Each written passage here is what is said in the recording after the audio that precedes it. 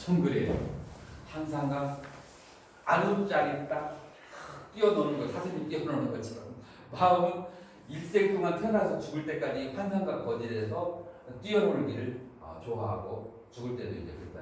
자, 우리 그러면 우리가 실제로 환상과 거짓에서 여러분들은 그렇게 일생 동안 뛰어논다라고 하는 것을 인정하지 못할 사람도 있을 거예요. 무엇이 환상이고 무엇이 거짓인가를 한번 그렇게 생각을 한번 해보자고요.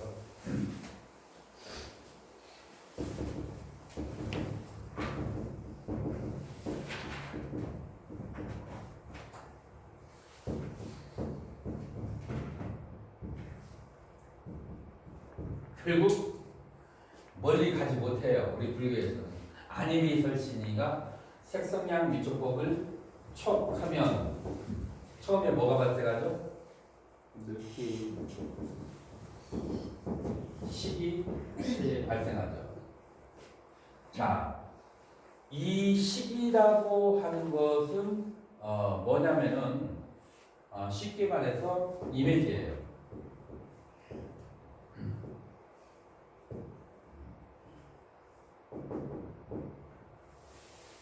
그 다음에 상이 발생해요. 자, 상이 발생하면 여러분들 안식의 이미지 금방 이해하시겠죠? 여러분들이 나를 쳐다봤을 때 찰칵 찰칵 찰칵 하고 찍는 거예요. 그 그림들이 찰칵 찍은 것들이 이제 안식이라고 하는 거예요. 자, 그러면은 찰칵 찰칵 찍은 것들이 그것이 무엇인지를 알려면은 어떻게 해야 될까요? 그거 찍은 사진을 가지고 여러분들은 어떤 분별의식이 생겨날까요? 그것만 가지고? 물어봐야 돼요. 그것만 가지고는 안 돼요. 어디에다 물어봐야 돼요? 어디에다 물어봐야 돼요? 기억에다가. 기억의 창고에 물어봐야 돼요. 그래서 여러분들은 안식에서 받아들인 이 이미지가 기억이 어디에 있어요? 마음에. 만호. 여기 기억의 창고예요. 기억의 창고에다가 갖다가 딱 대주면은 그러면 어떻게 해야 돼요? 서칭 기능이 딱 되는 거예요. 서칭 기능이 ABCD 해가지고 쭉 이렇게 하는 거예요. 그래서 형색과 현색으로 서칭 기능을 해요. 그래서 형태는 이것이고 그 다음에 색깔은 이것이야. 형태와 색깔이 이런 사람을 딱 집어서 이런 사람의 뭐가 나와요? 뭐가 나올까요? 당첨하고 딱 뭐가 나와요? 등연수 원장님이 나오죠. 이름이 나와요. 그래서 처음에는 이미지가 나오고 그 다음에 두 번째로는 이름이 이제 나오는데 이것을 상이라고 해요. 그래서 이 이름들을 가지고 그리고 그 다음에 뭘 할까요? 윗닦아를 해요. 윗닦아라고 하는 것을 뭐라고 하냐면은 사유, 이름들을 가지고 사유를 해요. 이름들을 가지고 사유하는 것을 뭐라고 얘기해요? 이름들을 가지고 사유하는 것을 논리학으로 얘기하면은 사유를 논리학으로 말하면 뭐라고 하냐면 문장 만들기예요. 요게 논리학에서 말하는 사유, 생각에 대한 정의예요. 인정이 되시는가요? 주공선님. 이 사유라고 하는 것을 문장 만들기라고 그렇게 하는 거, 그게 인정이 되는가요? 생각이라고 하는 것은 I'm a boy. 그 다음에 뭐예요? You are a girl. 요게 이제 문장이거든요. 여기에서 뭐가 없으면 문장이 안 만들냐면 여기 girl이라고 하는 그 이름, 명사, you라고 하는 대명사, 그 다음에 이 명사와 대명사가 어떤 상태, 상태에 있다라는 것, 그것이 문장이에요. 그래서 이름들이 어떤 상태에 있다라는 것을 정의를 내리는 것이 바로 문장이고, 여러분들의 생각을 전부 다 타이핑 쳐보세요.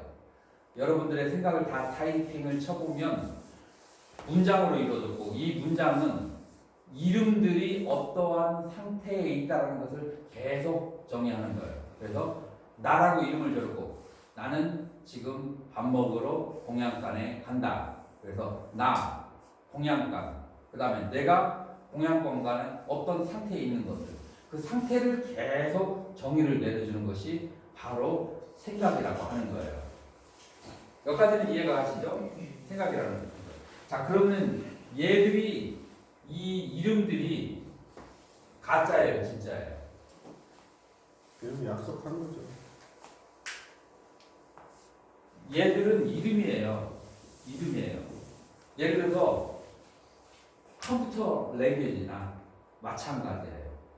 컴퓨터 안에서 일어나는 일들이 아무리 실제라도 그것은 컴퓨터 언어로 조합해서 만들어진 것이기 때문에 거기에서 일어나는 모든 일은 그건 뭐냐면 virtual reality, 가상의 실제예요.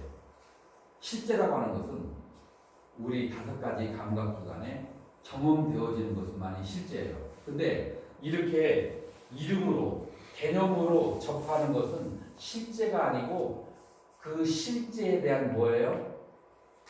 그림자예요. 그 실제에 대한 그림자 속에서 뛰어노는 것을 여러분들 좋아해요? 안 좋아해요? 좋아하죠. 생각을 많이 하는 사람일수록 이 그림자 속에서 뛰어놀기를 좋아하고 그림자를 실제하고 실체화하는 거예요. 그래서 여기서 뭐라고 하냐면은 환상과 거짓의 그 그라운드 숲속에서 뛰어놀기를 마음은 항상 좋아하고, 왜 그러죠? 마음은 볼 수 있고 경험하는 것은 전부 다 이름하고 개념들밖에 경험할 수 없어요. 마음은 실제를 경험할 수가 없어요. 마음은 툭 튀어나가가지고 바깥을 경험할 수 없어요. 감각기관이 가져다준 이름들, 그 다음에 그림들, 이미지들, 그것만 마음은 접속할 수 있어요. 그러니까 마음은 늘 그림자 속에 살고 있기 때문에, 그렇기 때문에 환상과 그 다음에 거짓의 숲속에서 뛰어놀기를 좋아한다. 마음이라고 하는 것을 그렇게 정의를 내린 거예요. 어떻게 서하스님 이해가 되는가요? 알긴 말이죠. 신도님들한테 설명하면 안 될 것 같아요. 왜냐하면 네. 이렇게 실제 몸이나 이런 물질을 우리가 실제한다고 생각하잖아요. 근데 이제 논리적으로 할 때 이게 환상이고 거짓이라는 것인데 이 아니지. 느낌상으로는 내가 그렇게 얘기하지 않았지. 마음이 생각하는 것들이, 생각하는 내용들은 전부 다 이름이나 문장을 통해서, 그리고 문장으로 이루어진 그 다음에 생각하는 내용들은 뭐냐면 그림자야, 섀도우. 무엇에? 물질, 실제 존재하는 것들의 그림자. 그러니까 실제 그리하는 것들의 그림자 속에서 생각을 많이 하는 사람들은 항상 살고 있기 때문에 실제하지 않는 거짓, 그 다음에 환의 정글에서 뛰어놀고 산다라고 지금 정전에서 얘기하고 있는 거예요. 거기까지는 이해가 가잖아. 지금은 오경을 말하는 게 아니야. 오경을 말하는 게 아니라 오경을 받아들인 시기, 그것이 바로 이름과 그 다음에 문자를 통해서 생각을 하기 시작하는 문장을 만들고, 그런 내용이 바로 환과 거짓이라는 거예요. 그렇게 생각하다가도 또 이렇게 그 뒷얘기는 들어와버리면 천천히 깨닫도록 하고, 스텝 바이 스텝 하나하나. 지금 우리가 생각이라고 하는 것은 그림자일 뿐이고, 그 다음에 이것이 바로 이름일 뿐이고, 그러니까 진실이 아니고, 그 다음에 환이고 거짓이라는 것, 그림자일 뿐이라고 하는 것, 지금은 거기까지만 이해하면 돼요. 거기까지는 이해가 되죠. 일단은 거기까지. 그래서 우리가 생각을 한다라고 하는 것은 기본적으로 환과 그 다음에 거짓에 뛰어논다라고 하는 것이 되는 거예요. 그러니까 천사들이 계속해서 생각에 속지 말아라. 계속 얘기해도 그 화두라든지 아니면은 그 선문답이라고 하는 것이 생각 이전에 선도 앞서 생각하지 말고 무엇이냐 이게 이제 이 생각이라고 하는 것이 이런 거짓된 속성을 가지고 있기 때문에 진실한 것을 얘기해보라고 하는 거죠. 그러면 선생님 그 공성에서 바라봤을 때 우리가 본 모든 게 지금 이제 있다고 보는 건데 공성을 이렇게 체험하게 되면 아까 그림자 말씀하셨잖아요. 그 그림자들 공성에서도 그게 이제 의미가 없는 게 거기서는 더 말할 것도 없겠죠. 지금 현재 현실에서도 이제 그런데 그래서 생각의 속성이 어떤 상태인지 그 생각의 속성이라고 하는 것은 바로 아사티아 사실이 아니고 그림자고 그 다음에 마야 판의 속성을 가지고 있다는 것을 그것만 여러분들이 이해해도 수학이 굉장히 큰 거예요. 자, 그러면은 수행을 하는데 생각은 전부 다 부정적인 것이고 생각은 전부 다 불필요한 것일까요? 그러면은 이걸 어떻게 해석해야 돼요? 그러면은 언제는 생각이 이런 환과 거짓의 속성을 가지고 있다 할지라도 생각이 어떨 때는 도움이 되고 어떨 때는 이렇게 환과 거짓의 속성을 가지고 있는지를 명확하게 말할 수가 있어요?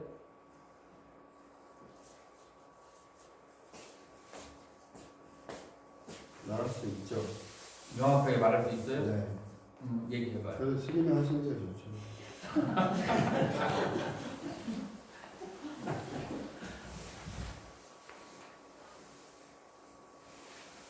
이 주제를 끝내고 넘어가는 게 그리고 쉬는 게 나을 것 같죠? 다시 불러오는 것보다도 좀 어려운가요? 주제가? 설명은 다 이해가 되고. 그렇죠? 네. 그 의도를 이제 파악해야 되기 때문에. 아니 그것만 이해해도 왜 그 선가에서 생각을 죄악시하고 그 생각을 놓아라, 생각을 멈춰라 라고 하는 그 이유를 지금 설명해 준 거예요. 근데 이 이유를 여러분들이 잘 설명을 안 들어봤을 거예요. 그래가지고 뭐 거의 처음으로 듣다 보니까 좀 쥐가 나기도 하는 사람도 있을 거예요. 맨날 듣던 소리가 아니라서. 자, 그래서 생각이 가지고 있는 사실이 아니고 그 다음에 거짓이고 그 다음에 환인 그 부정적인 측면을 얘기했고 그러나 그럼에도 불구하고 생각이 가지고 있는 긍정적인 측면 이것을 만약에 이 양면성을 알지 못하면 그러면은 한쪽에 아주 치우쳐지게 돼요. 생각이 가지고 있는 8정도에서 이 8정도에서 제일 그 불교에서 중요한 것은 뭐냐면은 자이나에서 중요한 것은 제일 중요한 첫 번째가 자이나의 수행자 가운데서 바로 정업의 행위. 근데 우리 그 불교에서 제일 먼저 중요한 것은 뭐냐면 정견이에요. 정견과 정사가 되는 것이죠. 이게 바로 뭐냐면은 요 두 개가 정사가 다른 목표예요. 그래서 인생은 가능하면 경찰이나 아니면은 법망에 걸리지 않고 최대한으로 오용락의 쾌락을 즐기자. 이런 사람들이 있을까요, 없을까요? 있어요. 있어. 많을까요, 적을까요? 대부분이죠. 굉장히 많아요. 자, 그래서 오용락을 즐기자. 이것이 인생의 목표인 사람들이 있어요. 이것이 바로 이제 우리 그 부처님 당시에 얘기하는 쾌락주의, 쾌락주의의 그런 사상, 물질주의, 그게 이제 그런 사상이에요. 그쪽에서는 어떤 철학까지 있냐면은 돈을 꿔서 실컷 즐기고 도망가서 다른 동네에서 또 꿔서 즐기고 다른 동네로 도망가라. 이제 그렇게 이제 극단적인 쾌락주의까지 있어요. 왜냐하면 그쪽에서는 뭘 안 믿어요? 내생을 안 믿어. 죽으면 지수학풍 4대로 끝나버리니까 하여튼 들키지만 않고 그다음에 잡히지만 않고 남에게 남의 것을 훔쳐가지고 죽여라. 이것이 이제 죽으면 끝이니까 이제 이것이 바로 이제 쾌락주의예요. 그래서 부처님께서 제일 싫어하는 사상이 바로 이 사상. 이런 사람들 만나기만 하면 맨날 힘드시죠. 경전 속에서. 근데 이게 이제 목표인 사람이죠. 이런 목표를 가진 사람을 어떻게 다스려야 돼요? 이런 사람을 만나면 그래 잡히지만 않고 자기 자식이라면 그렇게 말할 수 있죠. 들키지만 말고 잘 즐겨라. 돈 벌리지만 말고 이제 이렇게도 할 수가 있겠죠. 그런데 이제 신도라는 그 다음에 이제 다른 사람들에게는 이걸 어떻게 가르쳐야 돼요? 수화스님 이걸 잘했다고 해야 될까요? 못했다고 해야 될까요? 안 됩니다. 안 되죠. 네. 자, 그러면 이 인생의 목표가 바뀌어야 되죠. 바뀌려면 뭐가 바뀌어야 돼요? 무조건 바꿔라 한다고 해서 애들 바뀔까요? 생각이 바뀌어야죠. 생각이 바뀌어야 돼요. 그래서 생각이 어디에서 어디로 바꿔야 돼요? 불서법에서 선법으로. 불서법에서 선법으로. 그래서 이 목표를 구성하고 있는 요소가 있어요. 그것 때문에 그 인생관 때문에 이런 목표가 생기는 거예요. 그것이 뭐냐면은 인생은 즐길 만한 것이 있다. 인생은 영원한 것이 있다. 인생은 나라고 할 만한 것이 있다. 인생은 아름다운 것이 있다. 그래서 인생은 아름다움을 끊임없이 추구해야 되고 인생은 즐거움을 끊임없이 추구해야 되라고 이런 이제 인생에 즐길 만한 것이 있고 아름다운 것이 있다는 생각이 있으면 이런 믿음을 가지고 있으면 그럼 어떻게 될까요? 기회와 찬스를 만나지 않았을 뿐이지 기회가 되고 찬스가 된다면 이것을 즐기고 싶은 생각이 일어나겠죠. 기회가 안 닿아져서 지금은 잠자고 있을 수 있어요. 그래서 이 생각이 바뀌어지지 않으면 언젠가 기회가 되면은 이 바로 오용락으로 목표가 바뀌어요. 그래서 얘들이 괴롭고 얘들이 무상하고 그 다음에 이 아가 무아이고 그 다음에 아름다운 것이 부정하다라고 이러한 이해를 가지고 있지 않는 한 이 목표를 바꿀 수가 없어요. 이것을 바꿀 수가 없어요. 그래서 이렇게 보는 것을 뭐라고 해요? 정견이에요. 그리고 만약에 이것이 상락 아정을 가지고 있는 사람이 열심히 노력해서 선정을 닦았어. 그래서 파워가 생겼어. 그러면 이 파워 가지고 어떻게 하겠어요? 이 파워를 가지고 만약에 이러한 견해를 가지고 있는 사람이 파워가 생겨가지고 큰 분이 되셨어. 큰 분이 되셨어. 그러면은 큰 분이 되셨어도 그럼 어떻게 하겠어요? 열심히 이거를 더 열심히 이제 네. 그 합법적인 방법으로 즐기기를 찾는 거예요. 그래서 선정보다도 가장 중요한 것이 이 부분이에요. 만약에 선정이 생겨서 파워가 생기면 이제 이것을 즐기기 위해서 거짓말도 하고 아니면 막 뭐도 하고 그다음에 이제 하늘에서 이제 본 것들을 얘기해가지고 그걸 돈으로 이제 환원해서 다시 즐기는 데로 쓰게 되버리고 이렇게 굉장히 큰 업을 이제 짓게 됩니다. 그러니까 이 선정을 닦는 것보다도 더 중요한 것이 여기에 대한 견해를 잡아놓지 않으면은 그 뒤에 아무리 수행을 해도 완전 도루묵이 되버리는 수가 있어요. 그래서 이와 같은 것은 무엇을 통해서 하냐면 환 같고 거짓 같은 사유를 통해서 이걸 다스리는 거예요. 이걸 다스리는 거예요. 그래서 이제 두 가지가 나오는데 하나는 뭐예요? 문해가 있고 두 번째로는 사해가 있어요. 문해라고 하는 것은 불조의 부처님과 조사스님의 가르침을 많이 듣고 그 다음에 불조의 가르침을 거듭거듭 사유하고 거듭거듭 사유해서 어디까지? 이것을 있는 그대로 바라볼 수 있는 관법을 하는 데까지. 그래서 있는 그대로 바라봐서 관법이 되어서 이것을 깨달으면 그걸 뭐라고 그래요? 사해라고 하고 그 다음에 요걸 뭐라고 그래요? 자량과 가행위를 지나서 견도에 들어간다고 그래요. 그래서 수혜를 통해서 견도에 들어가고 난 다음에는 그 다음에는 어떻게 해야 될까요? 이 생각이라고 하는 것을 그때까지도 붙잡고 있어야 될까요? 아니면 그때 놓아야 될까요? 도구로서 물고기를 잡는데 통발을 역할을 충분히 했어요. 그러고 난 다음에 그 통발을 어떻게 해야 돼요? 버려야 돼요. 뗏목을 탔어요. 뗏목을 타고서 건너갔으면 어떻게 해야 돼요? 버려야 돼요. 그래서 이 사유라고 하는 것은 정견과 정사의 문사에 해서 이 그 수혜까지 끌어가게 하고 수혜를 닦는 데는 사유가 필요할까요? 안 필요할까요? 수혜를 닦는 데는 사유를 정지시켜야 돼요. 있는 그대로 보기 시작해요. 있는 그대로를 봐야 되지 사유를 쳐다봐서 안 돼요. 수행을 할 때.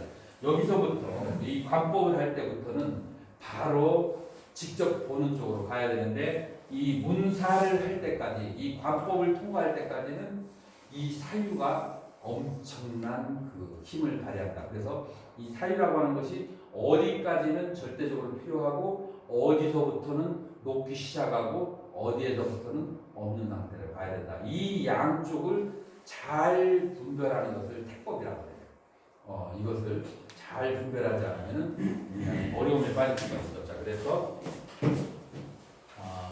쉬도록 하고요. 그리고 오늘 가능하면은 환희지의 중요한 부분을 다 끝내도록 하겠습니다.